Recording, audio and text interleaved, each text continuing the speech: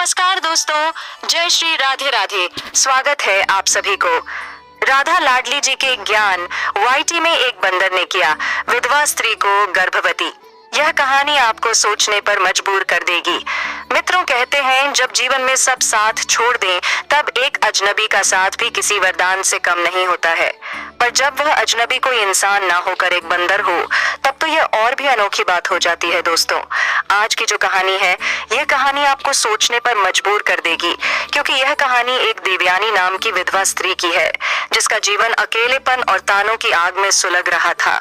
लेकिन एक दिन तपोवन के उस गहरे जंगल से एक बंदर आया जो न केवल उसका बोझ बांटने लगा बल्कि उसके आंसुओं का भी हमदर्द बन गया। क्या एक बंदर किसी स्त्री का सहारा, साथी और रक्षक बन सकता है? क्या थी एक बंदर और एक स्त्री की प्रेम कहानी जानने के लिए इस वीडियो में बने रहिए। वीडियो के अंत तक रूपनगर गांव के पास ही फैला था एक रहस्यमय और गहरा जंगल तपोवन। इस घने जंगल में तरह तरह के पशु पक्षियों का बसेरा था। उन्हीं पेड़ों की छाया के नीचे जंगल के किनारे एक छोटी सी झोपड़ी थी। वहीं अकेली रहती थी एक विधवा स्त्री देवयानी की उम्र मुश्किल से 25 साल रही होगी। उसका चेहरा सुंदर था पर आंखों में बसी थी एक गहरी उदासी जो किसी ने तुरंत भांप ली तो वह समझ जाता कि उसने जीवन में कुछ बड़ा खोया है। दरअसल देवयानी का पति 1 साल पहले ही एक भयानक बीमारी के कारण दुनिया छोड़ चुका था। तब से वह अकेली हो गई थी, न कोई परिवार न कोई सल। अब उसका जीवन केवल 2 कामों में बीतता, जंगल से लकड़ियां बटोरना और गांव में सिलाई बुनाई का छोटा मोटा काम करके पेट पालना। वो मेहनती थी पर एकाकी भी गांव के कुछ लोग उसकी सुंदरता के कारण उस पर व्यंग भी कसते थे। कभी उसके अकेलेपन का मजाक बनाते तो कभी पीठ पीछे कुछ कह जाते, लेकिन देवयानी चुप रहती, क्योंकि दोस्तों दुनिया अक्सर दूसरों की मजबूरी को उसकी कमजोरी समझ बैठती है। जब इंसान अकेला होता है तो हर कोई उसे कुछ भी कह जाता है, लेकिन जब वह संकट में हो तब उसके आंसू पोंछने वाला कोई नहीं होता। उसने किसी की बात का कभी जवाब नहीं दिया। उसके लिए अब जीवन का मतलब केवल इतना था, रोज की जरूरतें किसी तरह पूरी हो और दिन किसी तरह कट जाए। एक दिन की बात है, देवयानी तपोवन के भीतर जाकर लकड़ियां इकट्ठा कर रही थी। तभी एक पेड़ की ऊंची डाल से एक बड़ा सा बंदर कूदा और सीधा उसके सामने आकर बैठ गया। अचानक आए इस बंदर को देखकर देवयानी थोड़ी घबरा गई। हाथ में पकड़ी लकड़ियां नीचे गिरते गिरते बची। पर हैरानी की बात यह थी कि बंदर ने कोई आक्रमण नहीं किया, न दांत दिखाए न कोई डरावनी हरकत। वो बस चुपचाप उसकी ओर देख रहा था जैसे किसी खोई हुई चीज को पा लिया हो।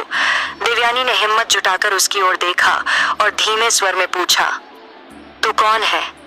क्या चाहता है मुझसे?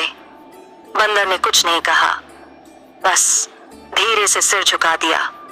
उसकी आंखों में अजीब सी समझदारी झलक रही थी, मानो वह उसकी भाषा समझ गया हो। देवयानी ने भी धीरे से मुस्कुरा दिया और फिर अपने काम में लग गई। बंदर वहीं बैठा रहा, उसकी हरकतें देखता रहा। जब देवयानी लकड़ियां समेटकर उन्हें बांधने लगी तो वह बंदर पास आया और बिना कहे उसकी मदद करने लगा। देवयानी चौंकी, लेकिन वह डर की जगह अब हैरानी से भर गई थी। उसने पहली बार किसी बंदर को इतने शांति और समझदारी से मदद करते देखा था। लकड़ियों का गट्ठर बंध चुका था। देवयानी ने झुककर बंदर के सिर पर प्यार से हाथ फेरा और मुस्कुराकर कहा, तू बहुत समझदार है। अब वह बंदर रोज आने लगा। कभी वह जंगल से मीठे फल लाकर उसकी झोपड़ी के बाहर रख देता, कभी देवयानी के कामों में हाथ बटा देता। दोपहर की धूप हो या शाम की ठंडी हवा, वह उसके साथ बैठा रहता जैसे कोई पुराना साथी लौट आया हो। देवयानी के जीवन में धीरे धीरे एक नई रोशनी आने लगी। उसके होठों पर जो मुस्कान खो गई थी वह लौटने लगी थी। उसके भीतर जो खालीपन था वह भरने लगा था। वह अब दिन गिनकर नहीं काटती थी, वह अब जीने लगी थी।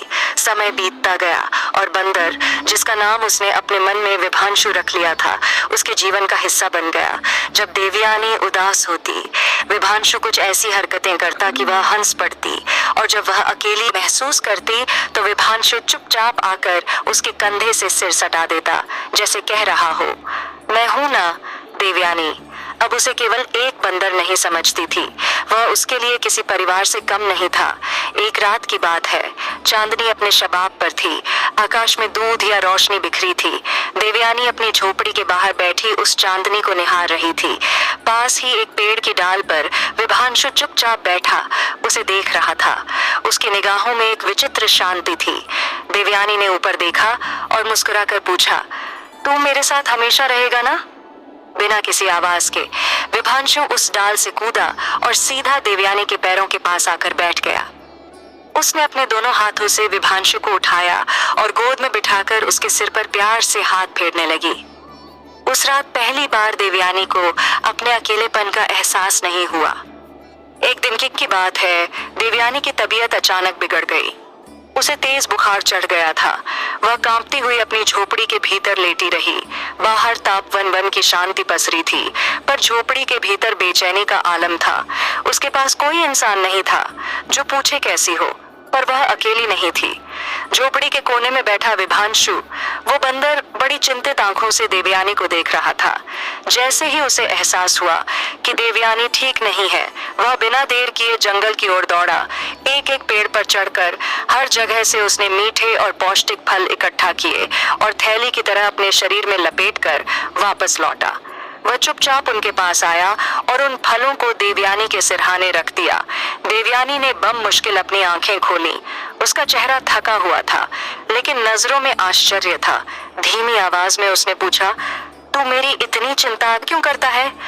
विभांशु बंदर ने कुछ नहीं कहा, बस उसकी आंखों में झांकने लगा। उन आंखों में शब्द नहीं थे, लेकिन एक गहरी आत्मीयता थी, ऐसी जो किसी को बताने की जरूरत नहीं होती, बस महसूस होती है। देवयानी ने कांपते हुए उसका हाथ थामा और आंखें बंद कर ली। विभांशु सारी रात उसके पास बैठा रहा, जैसे कोई रक्षक, कोई छाया। कुछ दिनों बाद देवयानी की तबीयत धीरे धीरे सुधरने लगी। वो अब पहले जैसी हो चली थी, लेकिन अब एक बदलाव उसके मन में था। वो विभांशु के बिना एक पल भी नहीं रह सकती थी, जैसे उसकी दुनिया ही अब उसी के इर्द गिर्द घूमने लगी थी। उन दोनों का रिश्ता अब और गहरा हो चला था। अब वह उसे एक जानवर नहीं समझती थी, बल्कि उसका व्यवहार, उसका साथ, सब कुछ उसे बताता था कि विभांशु कोई साधारण जीव नहीं है। देवयानी के दिल में यह विचार गहराने लगे थे कि शायद यह कोई पुरानी आत्मा है जो किसी अधूरी कड़ी को पूरा करने लौटी है। फिर एक रात आसमान में बादल उमड़ आए। मूसलधार बारिश हो रही थी। तेज हवाएं झोपड़ी को झकझोर रही थीं। देवयानी झोपड़ी के भीतर अपने कांपते तन से सिमटी बैठी थी। उसी वक्त विभांशु आया और चुपचाप उसके पास आकर बैठ गया। बिजली की एक चमक ने झोपड़ी को रोशन किया और उसी रोशनी में देवयानी ने देखा विभांशु की आंखें अजीब ढंग से चमक रही थीं। वे गहरी थीं, जैसे अनगिनत जन्मों का रहस्य समेटे हुए। देवयानी ने धीरे से उसके सिर पर हाथ फेरा और पूछा, क्या तू हमेशा मेरे साथ रहेगा? विभांशु कुछ नहीं बोला, बस धीरे से उसकी गोद में सिर रख दिया। देवयानी की आंखों से आंसू बह निकले। उसने उसे सीने से लगा लिया। उसे पहली बार जीवन में किसी का सच्चा साथ महसूस हुआ। जिस अकेलेपन से वह टूट रही थी, अब वह किसी के स्पर्श से भरने लगा था। उस रात उसे पहली बार अपने भीतर एक अनकही आत्मीयता की लहर महसूस हुई। लेकिन जैसे जैसे दिन बीतने लगे, देवयानी को अपने शरीर में कुछ अजीब बदलाव महसूस होने लगे। उसे मछलियों की गंध अच्छी लगने लगी। भूख पहले से ज्यादा लगती और कभी कभी अजीब सी थकावट उसे घेरे रहती। शुरुआत में उसने सोचा शायद यह बीमारी का असर है, पर धीरे धीरे जब उसका शरीर बदलने लगा तो वह चिंतित हो गई। एक दिन वह रूपनगर की अनुभवी दाई गौरी माई के पास गई। गौरी माई ने उसकी नाड़ी जांची, माथा देखा और चुपचाप बोली, देवयानी, तू गर्भवती है। देवयानी जैसे सुनकर पत्थर की मूर्ति बन गई। उसके होंठ खुले रह गए। वह कांपती आवाज में बोली, पर यह कैसे हो सकता है? मेरा तो कोई पति ही नहीं है। गौरी माई ने उसकी आंखों में देखा और केवल इतना कहा, पर सच्चाई यही है बेटी। देवयानी उलझन में पड़ गई। उसके भीतर डर और आशंका की लहरें उठने लगी। उसका मन भागा उस रात की ओर जब बारिश में उसने विभांशु को अपनी गोद में लिया था और पहली बार अपने अकेलेपन को किसी के सानिध्य से भरते देखा था। क्या वह रात कोई साधारण रात नहीं थी? क्या यह संभव है कि उसके गर्भ में पल रही संतान का कारण वही विभांशु है? देवयानी की रूह कांप गई। अब जब भी वह विभांशु को देखती, उसके मन में अजीब सी जिज्ञासा, डर और संकोच एक साथ उठते। विभांशु अब भी पहले की तरह उसी स्नेह से उसके पास आता, उसकी मदद करता, उसका साथ देता। लेकिन अब देवयानी के मन में सवालों की बाढ़ थी। क्या यह प्रेम है या कोई अद्भुत चमत्कार या फिर कोई अभिशाप? क्या विभांशु सचमुच एक सामान्य बंदर है या वह कोई देवता है या किसी रहस्य का प्रतीक? इन सवालों का उत्तर उसके पास नहीं था। वह सिर्फ महसूस कर सकती थी एक गहरा द्वंद्व जो उसे भीतर ही भीतर तोड़ने लगा था। इन्हीं असमंजस भरे दिनों के बीच एक और मुसीबत ने सिर उठाया। रूपनगर के लोगों को अब यह खबर लग चुकी थी कि देवयानी गर्भवती है। गांव में फुसफुसाहटें शुरू हो गईं। अकेली विधवा और अब गर्भवती, किसका पाप है? यह कोई राक्षस सपनों में आया होगा। देवयानी को चारों ओर से घूरती निगाहें और ताने सुनाई देने लगे, लेकिन वह जानती थी कि उसने किसी भी पुरुष से कोई संबंध नहीं बनाया। फिर भी यह गर्भ, यह परिवर्तन कैसे संभव हुआ? बार बार उसका मन उसी रात पर अटक जाता था। वही बारिश की रात, वही आत्मीयता, वही शांति। क्या सच में कोई अलौकिक घटना घट चुकी थी? एक शाम देवयानी अपनी झोपड़ी के बाहर बैठी थी। सूरज की आखिरी किरणें तापोवन वन की शाखाओं से झांक रही थीं। उसका मन आज बहुत भारी था। पास ही एक पेड़ की डाल पर विभांशु, वही बंदर, चुपचाप बैठा उसे निहार रहा था। देवयानी ने धीरे से उसकी ओर देखा और धीमे स्वर में कहा, क्या तू जानता है कि मेरे साथ क्या हो रहा है? विभांशु ने अपनी बड़ी बड़ी आंखों से उसकी ओर टकटकी लगाए देखा। वह आंखें आज भी वैसी ही थी जैसी उस रात चमकी थी जब पहली बार दोनों के बीच एक आत्मीय रिश्ता जन्मा था। देवयानी की आंखों में आंसू भर आए, आवाज कांप रही थी। फिर भी उसने कह ही दिया, मैंने तुझसे प्रेम किया है विभांशु, पर यह कैसे संभव है कि तू ही मेरे गर्भ का कारण बन गया? विभांशु अब धीरे से झोपड़ी के सामने आया और चुपचाप उसके पैरों के पास बैठ गया। उसने अपना सिर उसकी गोद में रख दिया, जैसे कह रहा हो, मैं जानता हूं, पर मेरे पास भी कोई शब्द नहीं है। देवयानी ने कांपते हाथों से उसकी पीठ सहलाई, लेकिन उसका मन अब भी सवालों से भरा था। उत्तर कहीं नहीं था और हर उत्तर की उम्मीद बस उसी के इर्द गिर्द घूम रही थी। इस बीच रूपनगर में हलचल मच चुकी थी। गांव में यह खबर आग की तरह फैल गई थी कि देवयानी गर्भवती है। गांव के लोग, जिनके पास दूसरों की परेशानियों का समाधान नहीं पर चर्चा जरूर होती है, अब देवयानी के बारे में कानाफूसी करने लगे। एक विधवा और अब गर्भवती, किसका पाप है? ये कहीं जंगल का कोई भूत या राक्षस तो नहीं? कुछ ही दिनों में धर्म सभा परिषद ने बैठक बुलाई और धीरज सिंह गांव के मुखिया ने आदेश दिया कि देवयानी को पंचायत के सामने लाया जाए।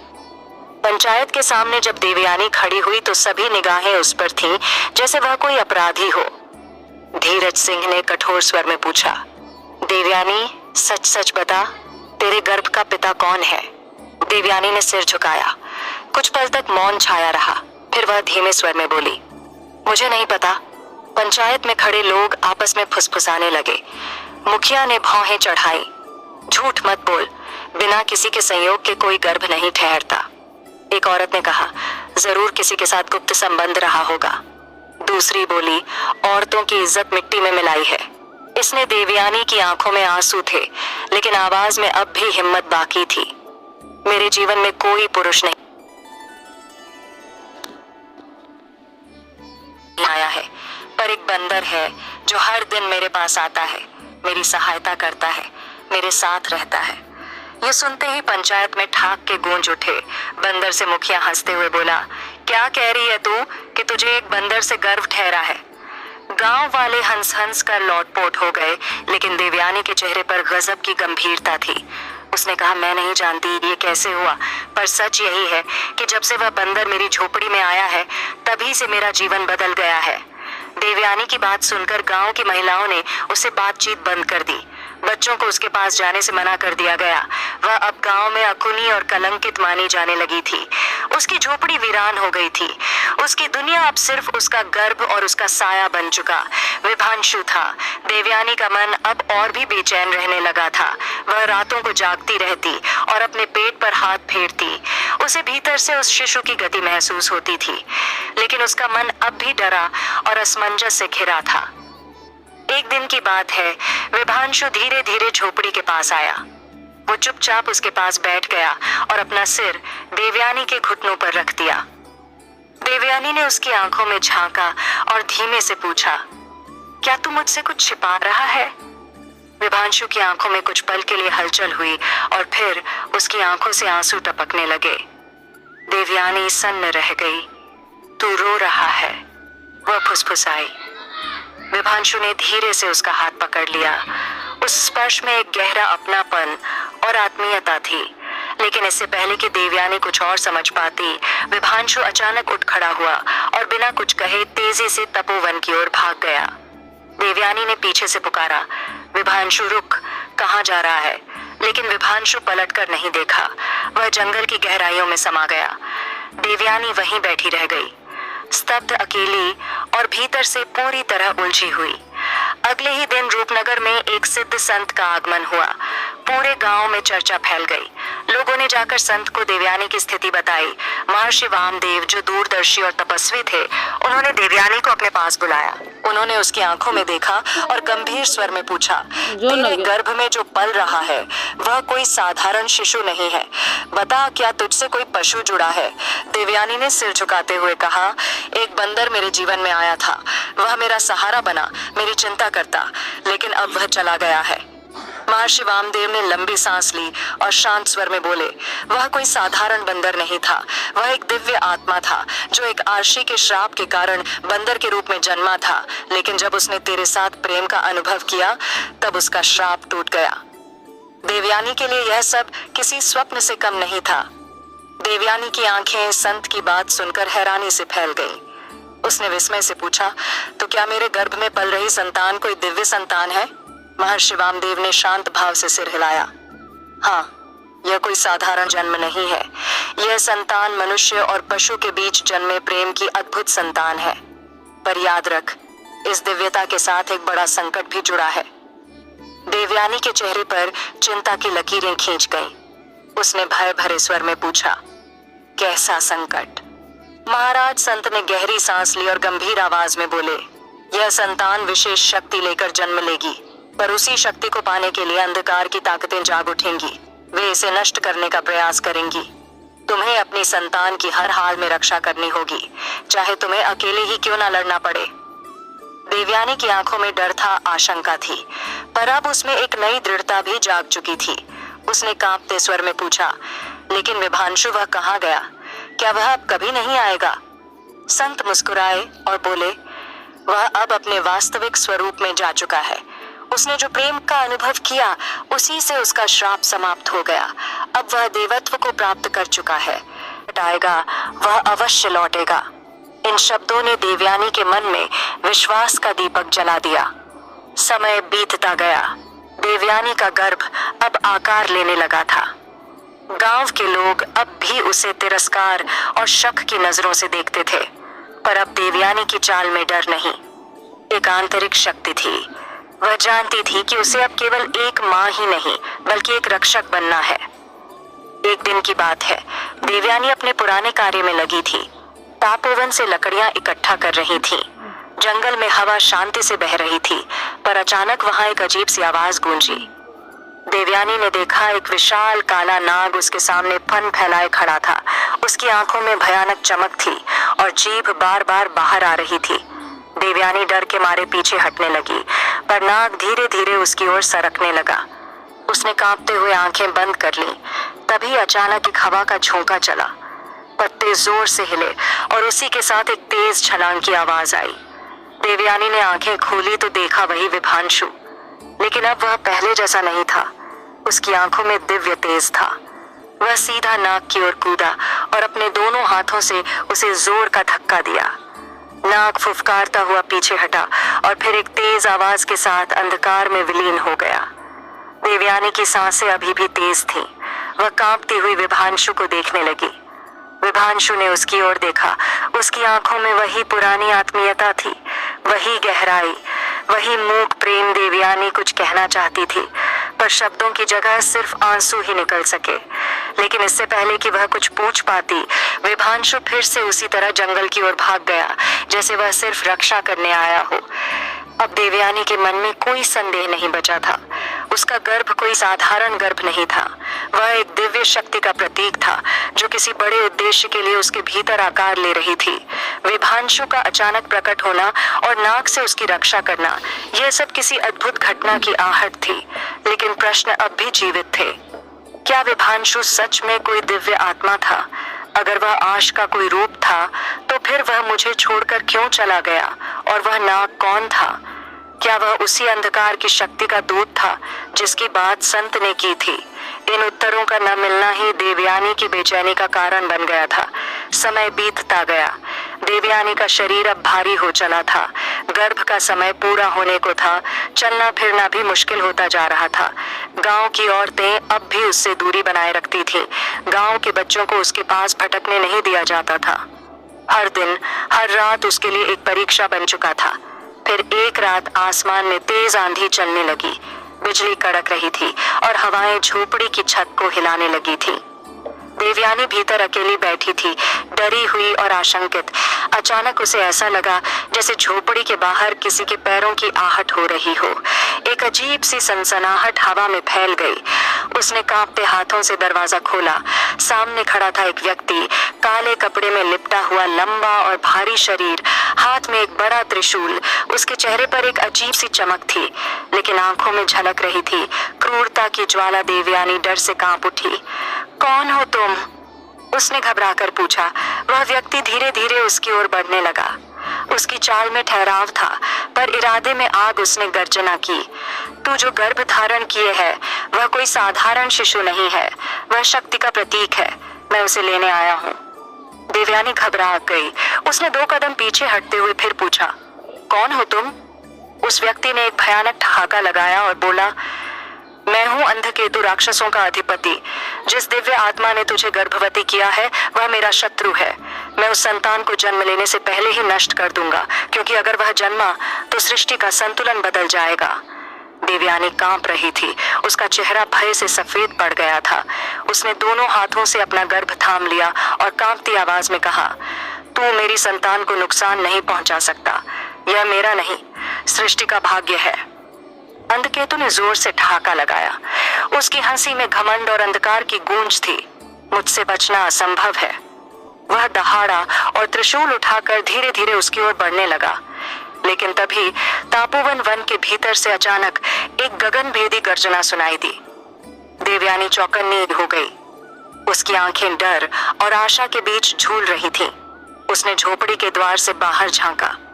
अंधेरे में 2 चमकीली आंखें जलती हुई नजर आ रही थीं, जैसे घने बादलों के बीच से बिजली फूट पड़ी हो। एक काली आकृति धीरे धीरे सामने आई।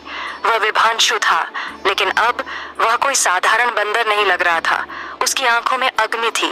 उसके शरीर से प्रकाश की किरणें निकल रही थीं। वह अब दिव्यता से चमक रहा था।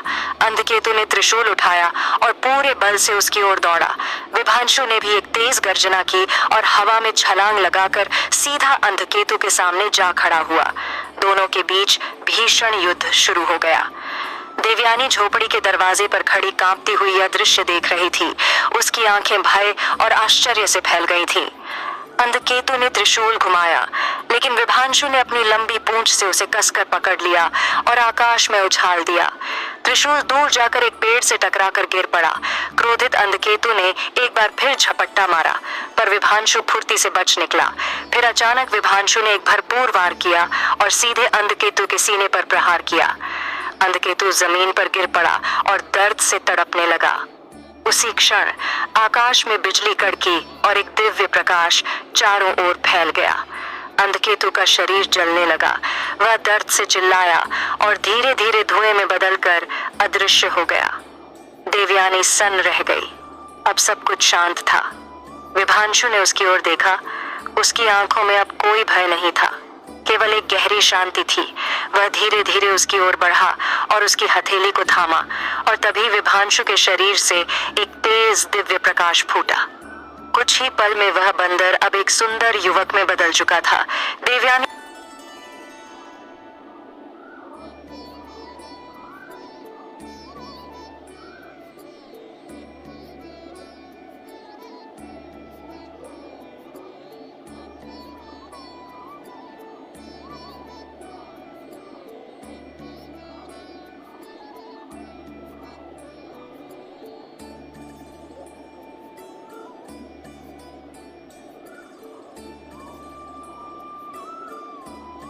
की सांसें थम गई।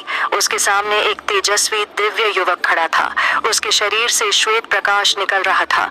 उसकी आंखों में करुणा और प्रेम की गहराई थी। उसने धीरे से कहा, मैं कोई साधारण बंदर नहीं था देवयानी, मैं विवान आश पुत्र हूँ। आशी अत्रि का पुत्र मेरे ऊपर एक श्राप था कि जब तक मैं एक स्त्री के निश्चल और निस्वार्थ प्रेम की परीक्षा नहीं दूंगा, तब तक मुझे पशु योनि में भटकना होगा। देवयानी ने कांपते हुए पूछा, तो तूने मुझसे प्रेम क्यों किया? विवान ने मुस्कुराकर उत्तर दिया, क्योंकि तेरा प्रेम पवित्र था। उसमें ना कोई स्वार्थ था, ना कोई भय। तूने मुझे अपनाया बिना किसी लालच या संदेह के। यही कारण है कि मेरा श्राप टूट गया। देवयानी की आंखें भर आईं, लेकिन युवक ने गंभीर होकर कहा, अब एक नई परीक्षा सामने है। कौन सी परीक्षा? देवयानी ने घबराकर पूछा। विवाहन ने कहा, तेरे गर्भ में जो पल रहा है वह कोई सामान्य शिशु नहीं, वह सृष्टि के संतुलन का प्रतीक है। लेकिन अंधकेतु अकेला नहीं था, उसके जैसे और भी होंगे जो इसे जन्म लेने से रोकने की कोशिश करेंगे। तुम्हें इसकी रक्षा करनी होगी। हर हाल में देवयानी ने उसका हाथ थाम लिया और भर्राए स्वर में कहा, लेकिन तुमने मुझे अकेला क्यों छोड़ दिया था? विवान ने उसकी आंखों में झांका और धीरे से कहा, मैं जानना चाहता था कि क्या तेरा प्रेम सच्चा है और क्या तू मेरे बिना भी इस संतान की रक्षा कर सकेगी। तूने सिद्ध कर दिया कि तू केवल प्रेमिका नहीं, एक सच्ची संगिनी है। देवयानी की आंखों से आंसू बह निकले। वह उससे लिपट गई और बोली, अब मैं तुझे कभी जाने नहीं दूंगी। विवान ने मुस्कुराकर कहा, अब मैं तुझे छोड़कर नहीं जाऊंगा, लेकिन तेरे गर्भ की रक्षा के लिए मुझे एक बार फिर अपने दिव्य स्वरूप में जाना होगा। मैं तब लौटूंगा जब फिर कोई संकट तेरे और तेरी संतान के सामने खड़ा होगा। देवयानी ने घबराकर कहा, पर अगर तू चला गया तो मैं अकेली कैसे रहूंगी? विवान ने उसके चेहरे को अपने दोनों हाथों में लिया और शांत स्वर में कहा, तेरे मन की शक्ति ही तेरा सबसे बड़ा रक्षक है। मैं तेरे साथ सदा रहूंगा, भले तू मुझे देख ना सके। उसने धीरे से देवयानी का हाथ छोड़ा और फिर एक बार उसी तेज दिव्य प्रकाश में वह फिर से विभांशु बंदर के रूप में बदल गया। विभांशु ने अंतिम बार प्रेम से देवयानी की ओर देखा और फिर छलांग लगाकर तपोवन वन की ओर दौड़ गया। देवयानी दरवाजे पर खड़ी रही, भीगी आंखों भरे दिल और एक नए विश्वास के साथ। उसका चेहरा आकाश की ओर था, लेकिन मन भीतर के तूफान से घिरा हुआ। उसके भीतर डर और प्रेम दोनों की हलचल थी। अब वह अच्छी तरह समझ चुकी थी कि जो संतान उसकी कोख में पल रही थी वह केवल एक माँ की उम्मीद नहीं, बल्कि सृष्टि की सुरक्षा और भविष्य का प्रतीक बन चुकी थी। गर्भ का समय तेजी से पूरा होने को था। उसके शरीर में हर दिन एक नई बेचैनी, एक नई हलचल महसूस होती थी। गांव वाले अब भी उस पर शक और तानों की नजरें गड़ाए रहते थे, लेकिन देवयानी के मन में अब कोई भय नहीं था। अब उसे पूर्ण विश्वास था कि जो बालक उसकी कोख में है उसका जन्म किसी महान उद्देश्य के लिए होने जा रहा है। एक रात जब आकाश में बादल छाए हुए थे और हवाओं में रहस्य की गंध थी, देवयानी को एक गहरा सपना आया। उसने स्वयं को एक अंधेरी गुफा में खड़ा पाया। उसके सामने एक नवजात शिशु सो रहा था। तभी एक भयंकर काला नाग फन फैलाए सरकता हुआ आया और उस शिशु को निगलने को दौड़ा। देवयानी की चीख निकलने ही वाली थी कि अचानक एक तेज सुनहरी रोशनी चमकी और उसी में एक सुनहरा बंदर प्रकट हुआ। वह नाग पर टूट पड़ा। नाग जोर से फुफकारता हुआ भागा और अंधेरे में विलीन हो गया। देवयानी ने उस बंदर को देखा तो उसकी आंखों के सामने वह एक तेजस्वी युवक में बदल गया। युवक ने उसकी ओर देखकर बस इतना कहा, अब समय आ गया है, तुझे अपने भाग्य का सामना करना होगा। देवयानी की नींद खुल गई। उसका दिल बेतहाशा धड़क रहा था।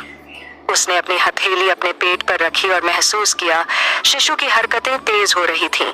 उसने खुद से कहा, अब समय बहुत निकट है। अगली सुबह गांव में एक अजीब सी घबराहट फैल चुकी थी। आकाश में काले बादल छा गए थे। सूरज की रोशनी मानो कहीं छुप गई थी। पेड़ों की शाखाएं जोर से हिलने लगी थीं। हवा तेज चल रही थी और पक्षी घबराकर इधर उधर उड़ने लगे थे। देवयानी बाहर आई तो देखा गांव की सीमा पर एक भयावह आकृति खड़ी थी। उसकी आंखें जलती अंगारों जैसी थीं।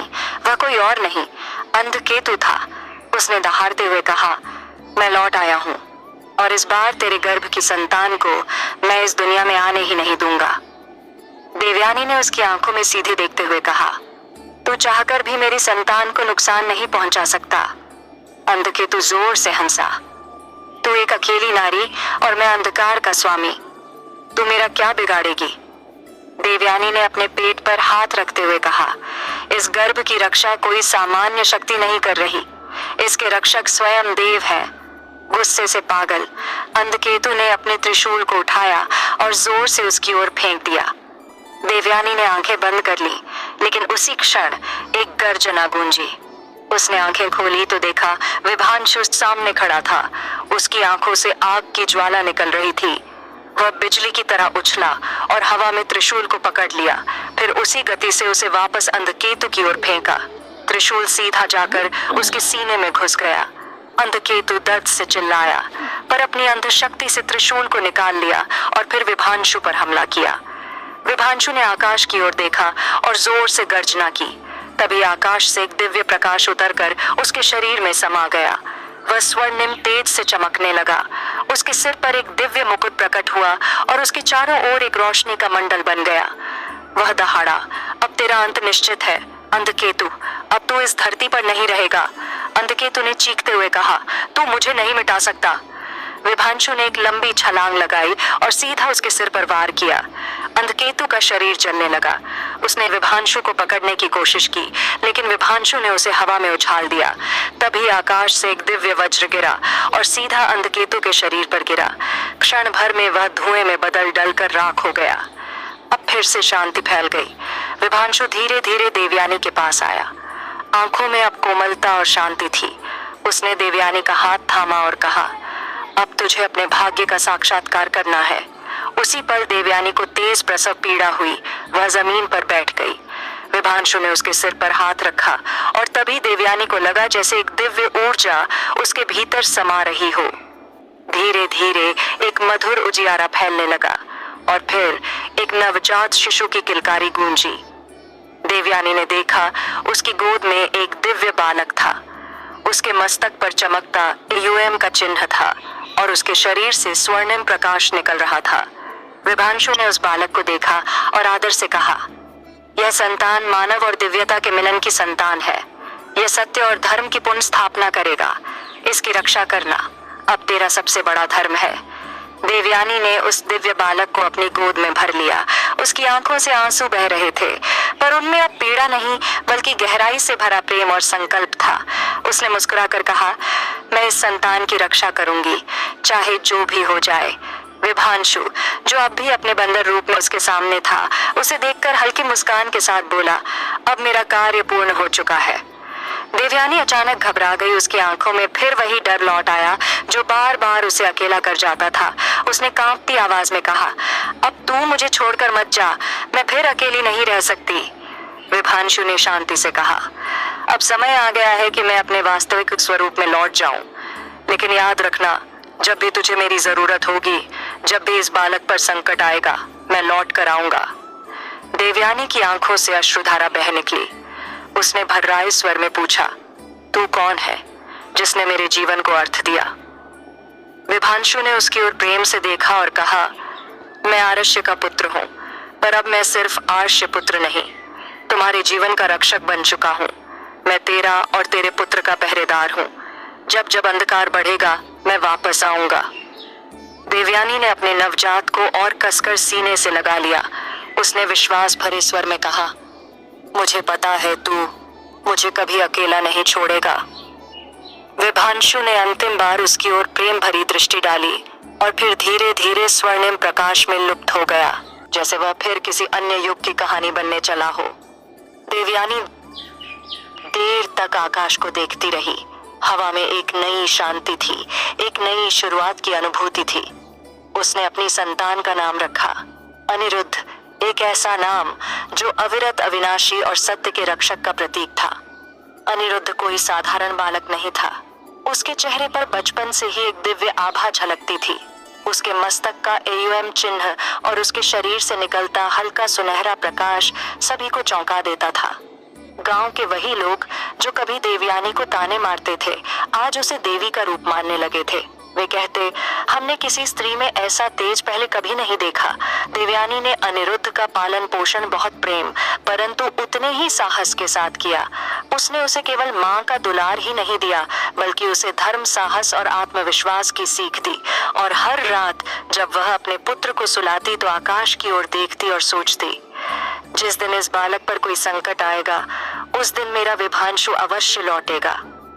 उस दिव्य बंदर का प्रेम, उसका त्याग और उसकी छाया अब देवयानी के जीवन का अभिन्न हिस्सा बन चुका था। प्रेम, त्याग और दिव्यता की यह कथा केवल देवयानी और अनिरुद्ध की नहीं थी। यह एक ऐसी कहानी थी जो युगों युगों तक लोगों को प्रेरणा देती रही। अगर आपको यह कहानी पसंद आई हो तो इसे जरूर शेयर करें। मिलते हैं अगली कहानी में एक और अद्भुत प्रसंग के साथ। जय श्री कृष्णा।